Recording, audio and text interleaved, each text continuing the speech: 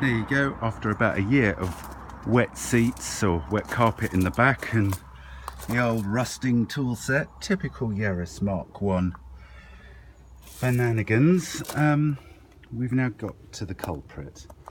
And that is, in the old days, they did this in the form of a gasket. And it gets perished and compressed. Of course, you don't know anything about it, it's just you end up with a boot full of water. And obviously Toyota are not blameless in this. Look at the gasket that you replace it with. It looks nothing like. They've obviously had to redo the entire specification for it. There's the part number. Well, I never. Anyway, easy enough to take them out. One screw at the back. Just there.